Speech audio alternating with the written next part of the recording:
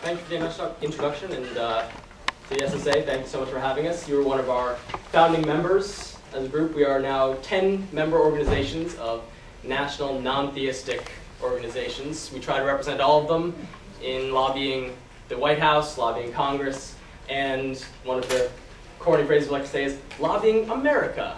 You know, we're not just here to change policy, we're trying to organize non-theists as a political movement. You know, the religious groups have so much power because they have numbers and they have money. They also have organization.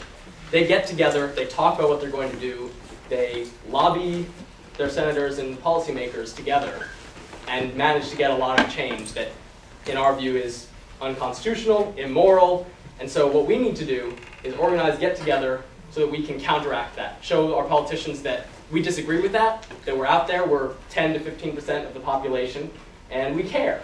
So what we need to do is let them know we're here and that we care. And that's what the Secular Coalition tries to do. One of the best ways to do that is through lobbying. Face-to-face meetings with your representatives and letting them know who you are. It's great to do emails, great to do letters, great to do phone calls, but a face-to-face meeting can really affect them more.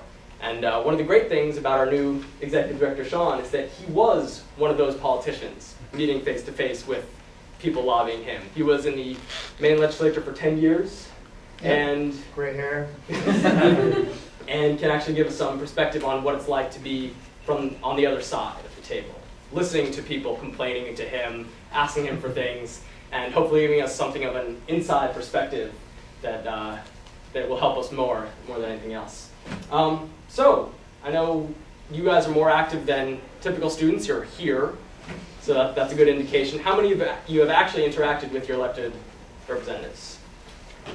All right, that's, even given the disproportionate sample, that's more than I expected.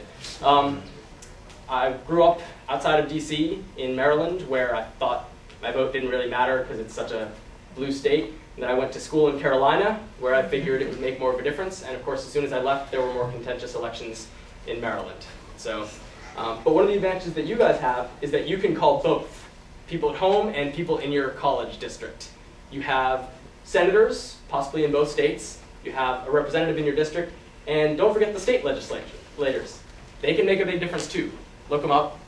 Try to get their contact information. So we have handouts that you guys can look at. I'm going to be going through it point by point, give you some more detail. It has the logo at the top right, Secular Coalition for America, and it's entitled Best Practices and Advice for Successful Advocacy. So if you can get that. Page 16. Is it? Thank you. It's page 16. Mine doesn't have a page. I brought it from home. Page 1 today. All right. Well, the first thing you're going to need to do, make an appointment to meet with them. You know, find out who you want to meet with. As I said, you guys have an advantage. You have twice as many people you can contact, because a lot of you are in 2 districts. You can make claim to living in 2 districts. So find out who they are and make an appointment. Sometimes it's as easy as calling, saying, hey, I'd like to meet to discuss such and such an issue. It might be a little more difficult at times. They might ask you to fill out some paperwork. That's normal. Sometimes they want to do background checks on you. Make sure you're not a nut. Make sure you haven't disrupted things before. They might still meet with you. I don't know. But they might look into you a little bit. But you should do the same thing. You want to look into who it is that you're lobbying. It's important to know who they are, because that'll help you tailor your message. You know, if they're wealthy, that's important to know. If they have kids, it's important to know. What their race is, what their sexual orientation is, what their religion is important to know. If you look on their website and it says that they've been deacon for 35 years, you're probably going to want to know that before you walk into the door and talk to him. So if you look up their policies and policy positions and some speeches too. If they've made certain remarks and speeches that you want to address that will tip you off to their position, it's helpful to know about it ahead of time. You don't want to walk in and suddenly find out that even if it's not on their website, they have positions on non-theistic policy. A great resource for that is ontheissues.org. It lists tons of policy positions that representatives have taken. like separated by section. I think it's values is the one that usually relates to us. So separation of church and state, it'll tell you that my representative, Chris Van Hollen, has a 100% approval rating from Americans United for separation of church and state, and an 8% approval rating from the Christian Coalition. Surprise, I know. But that's good to know before you walk in, because one of the first things you want to do is thank them, but for things that they've done. You have a question, or are you just fetching? Cool. All right, so making the appointment, you want to look all that up, and when you call, be friendly. Secretaries are there. I've heard often their job is not to help you get in. Their job is to keep you out. You're not going to bother them if you're not polite and friendly and make a good case for getting in. So try to be as cooperative as possible. They may not be having a good day, but represent yourself well. Learn the legislative process. If you're asking for changes on a particular bill and the person you're talking to has no power over it, you're not going to get very far. You're going to meet them. They're going to say, sorry, I don't do that.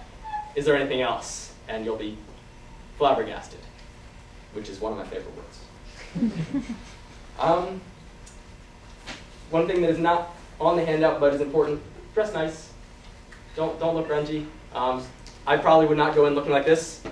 I have sneakers, I have cargo pants. Yes, I have a stunning tie, I know. But that's not enough. Look more like Sean. Going down the list here, state your purpose. So once you get in, you want to be upfront about why you're there. You want to have an ask, something you want them to do. I don't know, what policies you guys care about? I know you guys are politically active. I know you guys care. Come on, somebody raise your hand and let me know what policies you care about. And National Day of Prayer. National Day of Prayer, there you go. It's yeah, Obama changed a little bit from the previous administration. I was impressed. He actually mentioned people of no faith in the National Day of Prayer proclamation. Me too. He still had one, of course, but there's some question because it's mandated by Congress, so he didn't have a whole lot of leeway, but he's making steps. So yeah, you can go in there, talk to your representatives and say, look, this bothers me. This bothers me because I feel left out. I feel like it's putting religious Americans as above non-religious Americans. I feel like a second-class citizen when you are urging everybody to pray. I feel left out. Please discourage this. Don't have a statewide day of prayers for governors, for example. Jesse Ventura, for example, as governor of Minnesota, had famously said that it was nonsense. He wasn't going to have a national day of prayer because it was a violation of the separation of church and state. If you can go in, enough of you, and convince a governor to do that, that's huge. And letting him know that there are constituents that care about it are much more likely to make him take a step like that. yeah, one thing I wanted to add is maybe as we move toward the end of this discussion, whether it's that issue or any range of issues, that we might sort of play out a couple of ideas of legislative proposals and say how would we work on that idea together if we were going to approach whether it's a federal legislator or a state legislator. So just keep that in mind. I mean, Jesse will go through the rest of his presentation and I'll have a couple of comments. Then maybe the rest of the time I'd like to devote to if we took one or two ideas and really strategize about what are the things we might do to be successful with a legislative proposal or opposition to a legislative proposal. So sort of tuck that in your mind for later this evening. So yeah, I think I mentioned as you go in, one of the first things you want to do is thank them for something. Anything. Find something good to thank them about. It starts the meeting off right. You can thank them for a particular vote they did, something they've said in a speech. For Obama, he's continually mentioned non-believers or people of no faith in his speeches as part of American community. And that's important. So go in, thank them for that, thank them for not having a day of prayer. If you can't find anything specific, thank them for all they've done in the community. I'm not quite sure what I would say for Senator DeMint, for example. I know what I'd say, but... But it can be vague. Thank you for all you've done. Thank you for the passion you bring to the issue. It makes sure that you start out well, friendly, and on good terms. Now, that's also good to tell about who you are. If you are comfortable saying that you're an atheist, you might want to say that. It helps make a friendly face and a personal connection about why you care about this. If it's not directly about feeling left out, something like that, and it's purely about separation of church and state, it's not as important, but it does help them know why you're here. If you're a constituent, let them know that. If you voted for them, let them know that. If you didn't, and this was an important issue, that's good to tell them too. They want your votes. If you're active in the community, if you're in charge of a local group, tell them that. Then you speak for a number of voters, and they're more likely to listen. Might sound cynical, but they want to be reelected. Let them know how agreeing to your ask can help them get reelected. I think next on the hand is brief and concise. Yeah, you don't have much time. Even if you get a face-to-face, if it's with a actual elected representative, you're going to get 5 minutes maybe. And they're going to want to steer the conversation away. They don't like tough asks. They don't want to be put in a tough situation where they have to say no to things. They might start asking about your family. They might start, talking about where you're from. And I also would just add that I think it's more effective, leave aside if they limit the amount of time that you have with them, to the degree that you can get to your point within 2 or 3 minutes and hook them in with something that's interesting and persuasive to say, that's going to be more than effective. If you end up in a situation where you're rambling on, even if they're kind enough to be patient with that, I don't think it's as effective. So I would shoot for short, concise, punchy point at the beginning, and then, who knows, maybe you end up in a conversation that's a longer period of time, but make sure you can rattle it off fast. Senators, less likely to give you quite as much time. Representatives, state politicians might give you a little more time. Another possibility is if you can't meet face-to-face with a representative, ask for a staffer who handles this. They'll give you more time, they're going to know more about the issue, and you can have more than a 2 or 3 minute conversation.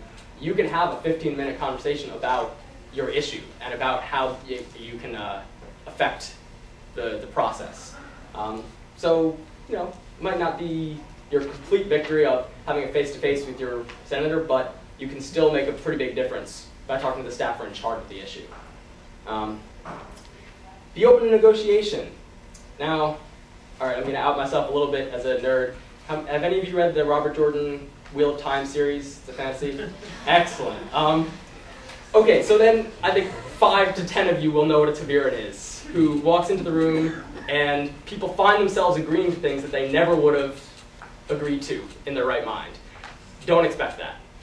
Know who you're talking to. Dement is not going to suddenly say, you're right, I shouldn't promote religion with government money. But it doesn't mean you have lost. You can still make a difference with a face-to-face meeting, letting them know that somebody out there cares. It might make them temper their language, temper their proposals in the future. And also, they might find a way to work some of your opinion in. Depends on the issue. National Day of Prayer, they might make a point of addressing non-theists in their address, even if they have to have one. They might not make a big show about it. They might try to be more inclusive and not pray to Jesus, for example. It can still make a difference even if it's not straightforward. Yes, you've convinced me. I'll do whatever you ask. Honest, straightforward, realistic. Don't lie. Really. If you get found out, that looks really bad. You've built up bad blood. And remember, the thing you want to do is make them like you, like them back, build up a friendly back and forth. If you've lied, that's really going to hurt it. Have you ever? No, not really, right. Not too often. And I would just add. No. Yeah, but one thing I would add to that about being honest is be real. Actually, I had the other day someone who was lobbying on Capitol Hill, and they had a bunch of position paper points, which you should have, and be ready, as I said earlier, to concisely rattle those off. But if there's a way to humanize it and make it real with an example so that the member can go, oh, I can see why you care so deeply about this, and in a way that is compassionate rather than harsh, I think that can have an additional meaning. And we saw that recently with someone where they had the position paper type approach. And someone said, geez, this is how I feel about this, and I really personally care about it. And that affected the as human beings, because that's who these elected people are, and their staff people are human beings, and so talk to them like they're human beings when you're meeting with them. And yeah, they are human beings, and so they might, as I said, try to draw the conversation away to what is more personal and away from the political issue. They might also, as human beings, get angry. Don't argue theology in a lobbying meeting. It's a waste of your time, because you get so little of it, and it's more likely to provoke bad feelings than good feelings. It does happen that you get baited into it. Try hard not to. You're there to say, this is my position, this is why you should care, and not say, you're wrong, don't believe what you do. It's, I mean, besides bad manners and bad blood, not effective. So pick your reason for not doing it, but please don't. Timing. You know, not everything has to be right before the bill gets voted on. You know, you can address topics as they're still floating through the senators, politicians' mind. You know, you can talk to them about when this comes up for vote later, when you guys are discussing this in committee. You know, you can talk about it early. If there's not a vote right away, you might not see your change as quickly, but doesn't mean it's not worth having a meeting. They might be more receptive and remember what you said later. And you can have the opportunity to lay groundwork for something. There's a proposal, even if it's not right then and there. You meet them, build a relationship. In addition to, there's some proposal that already exists, which I think is what people usually think of, LDX or HB, whatever, yes or no on that issue.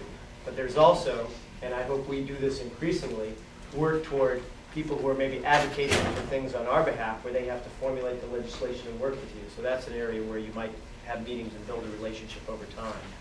And it'd be important to have that as well. Yeah, if you can stop a bad bill from being, approved, that's great. If you can stop it from being written badly, that's better.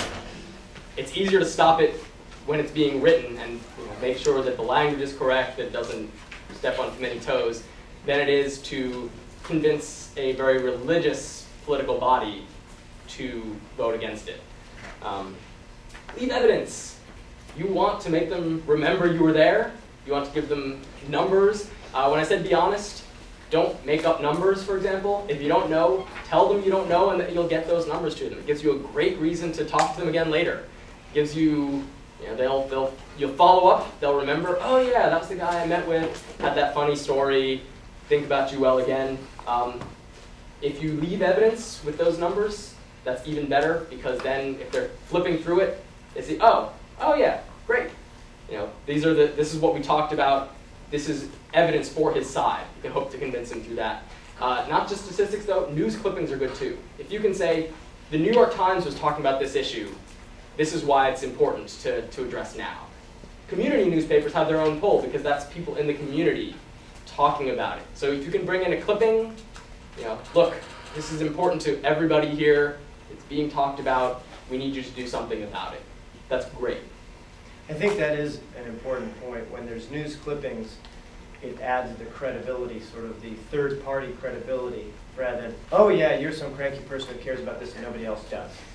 But here's a newspaper article that says this is a valid and significant issue, and you lay it on their table, and it adds to the credibility of the concern as a valid issue. So definitely do that. The other thing about materials that I think is important, again, somewhat analogous to your speaking, is have oftentimes bulleted points, even in large type. I'm sorry, these people are busy, don't have a lot of time, and if you're at the state legislative level, they a lot of times are given reams of paper that they often have to personally digest.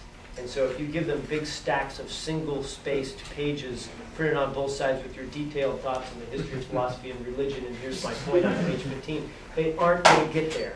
Have it on one side of one page, easy to understand and clear, and I think that's a lot more effective and a lot more likely to be read.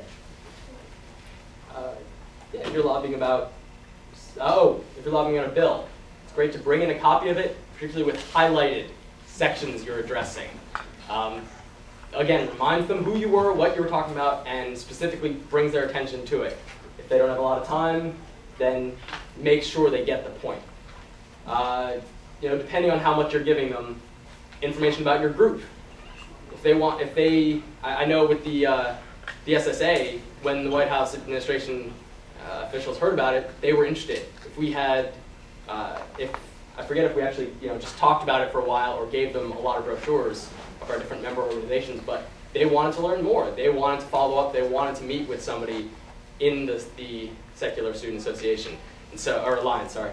And so, if you can, again, build the connection, make it friendly, always good. If I just add to that about the relationship. You don't know where the relationship will come, and don't be afraid that sometimes people say, oh, they're so important, this member of Congress or that person. You don't know what situation you might show up in where you just strike up a conversation and have it about your neighbors or your kids or someone you know that they know. They like that, and they like to talk about those things. Or maybe it is with a staff person. But if you can follow up with an email that includes some personal note or some personal connection, whether you like the same music or the same beer, whatever it is, say something that keeps you personally connected. And occasionally, especially when you're trying to build that relationship, maybe just for no reason, especially with a staff person or whatever, say, hey, how's it going? And blah, blah, blah. Did you see they're coming to play in concert? Or we talked about that, whatever. Add those so that this is someone who you have a friendship with. If you can pull that off, is an important way to get your way into a member of U.S. Congress's office or a legislator's office. Even if they voted against everything you believe in, doesn't mean you can't be good friends with them. They can be very friendly, very personable. You can still be friendly and build that good relationship with. And that was the next point, follow up. So say thank you for their time. Even better, thank them for voting the right way. If they do vote the way you want, if they do follow up and do what you asked for, thank them for it. They like that. They will remember it later, and if you come back to them later, which you can always do, they'll be more likely to be friendly, agreeable. Then you've gone through it. Hopefully you've gotten what you wanted, even if you didn't get success in what you were asking for. You started building the relationship that will help you in the future and made us seem more like a political force that we hopefully will be soon. We're getting bigger, getting more organized, but until they know it, that we're politically organized, that we're politically powerful, they won't actually represent how big we are. So we need all of your help. We're doing what we can, but yeah. And I would just add that I needed to know that you were here, and that's why I'm so glad to see people in this room. In my 10 years in the Maine legislature, I did not see a lot of folks who share my own values, and it could get pretty lonely out there in the state legislature.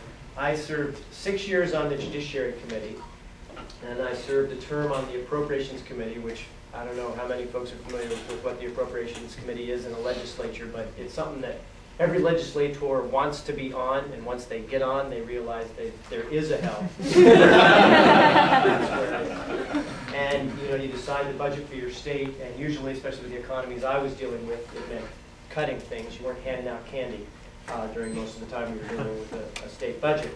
And then I was elected to leadership, which means the other legislators in my party elected me to legislative leadership. But in those 10 years, a lot of times I said, where are my folks? And because I would hear from the other folks a lot. Trust me. 6 years on Judiciary Committee, and in my state, in Maine, and in most states of the Union, Judiciary Committee was where you heard about a woman's right to choose. It was where you heard about equal rights for gay citizens. And my positions were very clear, and I had people who were very clear back to me that I was immoral. And they would just say it, and they'd come in and testify. There'd be a little horseshoe where the legislators would sit there, and there'd be somebody pointing at you saying, you are doing something immoral. And then another person, and it was really pretty vigorous. Now, luckily in my state, that's not, I would say, not the majority point of view, and certainly what I experience would not be the same as what people experience who live in Alabama or someplace like that. But they were organized, and I always respected the ability to be visible and to be very vocal. Sometimes they hurt themselves because the harshness would turn certainly meal.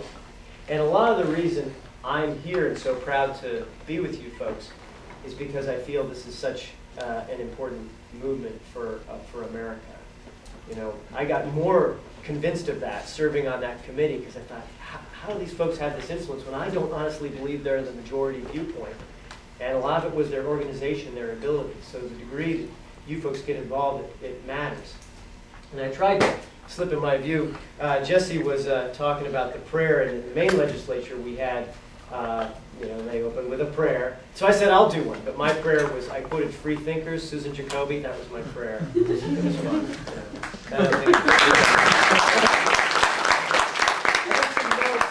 Some of my colleagues saying, that's not a prayer, Sean. Well, that's what I'm calling it. I don't know. Well, you, whatever, you feel good with what you, you know, want to feel good about. So I feel very acutely aware there's this huge pile of cookies right by me. It's like, all right, I'm standing between all you guys and the cookies. But I did just want to add a few points about some of the issues that I think is, one, that issue of speaking from the heart is really critical to me about this issue. And that sometimes I think there's a perception of politicians in this way, you know, because all of the media focus, that they become non-human entities, vessels of some perception. And to the degree that you communicate people like real people and say, gosh, this is something I really care about and it matters a lot to me. I mean, it sounds corny, but you know, think about Mr. Smith goes to Washington with Jimmy Stewart. And if you approach people that way, that gosh, you really are sincere, while being sharp about, here's my 5 points and I know exactly what I'm talking about. But when you get into that contentious, by the way, you're stupid tone, by the way, that is going to be harmful to your cause, and just try to avoid that. Another thing I think is to be strategic with the legislators that you approach. I mean, my hero, Mr. Senator DeMint, came up. And I got to admit, and there were some, you know, that I've interacted in my own elected life where they are not going with us. They are going to be actively against it. They are fully committed to it, just a totally different fundamentalist worldview, whatever. And I wouldn't spend a lot of time on that. I mean, if you want to be polite to them in the hall and be nice to them, and I'd never be hostile to anybody ever, but that might not be the best investment of your time. And when you're looking, I mean, say, I don't know, you know, here in Ohio, I don't know how many folks are here who actually are residents, but to look at the state legislature, and maybe it's the district next door, because your state representative is one of the folks who are on the hard right, and you're not really going to have a percentage there. But if you say, geez, I'm from right here, and my aunt's here, and I bring my aunt with me, and she agrees with me, do what you can to kind of find those, what I call the sweet spot legislators. There's a certain, God bless them, probably people like me, you don't need to talk to me. I'm going to vote with you. I mean, thank me or whatever, or say nice things, you know, when I was an elected official. But I'm going to be with you no matter what. So that's good, and you want to make sure those people stay in and that they run for other offices and so forth. But there's a whole middle out there that building that relationship and explaining, the vast majority of them, especially on our issues, are going to be saying, I really believe most of them in their heart of hearts, if you approach the right way, say, yeah, no, I'm for that establishment clause. There shouldn't be an establishment of religion. And if you approach it with them in the right way, they're going to listen. And so look for those legislators where it matters that you meet them. You know, that you're not just spinning your wheels either because someone's already converted, sorry for the use of the term, or somebody's completely on the other side. Try to be strategic about it. And that certainly applies at the federal level. And also at the state level. There's a real opportunity there. A huge amount of issues are decided permanently at the state level where you can have more access and oftentimes a real opportunity to make a difference. It's really very analogous to the U.S. Supreme Court at the federal legislative level. It is really important that we have, we hope, people at the U.S. Supreme Court who decide things the right way on the separation of church and state. But the reality is in the court system, most of those decisions never get up that high. They're decided at the circuit court, the federal courts, for the state courts. Same is true for elected politicians in the legislative branch. So many decisions never get to the federal Congress. We advocate for that at Secular Coalition for America. It's really important that you help us in Washington. I'm not underplaying that at all. But you as an individual citizen can have a huge influence at the state level and more access. A lot of times they don't have the gatekeeper type of system that they have in Washington. They do in Albany, they do in Sacramento, they do in a lot of the more populous states. But a lot of states you can go in and say, hey, Joe Schmo legislator, can I talk? And they go, sure, because I want you to vote for me next time, and I'm going to meet with you, and that's how it's done at that level, is you talk with people face to face. And so don't be shy about going for it. The other thing that I really hope that you guys could consider is looking at everything in a global way from all levels. And maybe that's where we might turn to now, is that, you know, someone talked about National Day of Prayer, is to let's talk about legislative issues where we can make changes. Definitely at the federal level. How many folks have been to Secular Coalition for America's website, looked at our position papers, so you know where we stand on most of those federal issues? Good. Those are really important to us. I'm working as executive director, and I'm going to talk about this some tomorrow, about how we can maybe expand on those issues and actually expand in ways that I hope will bring in more people.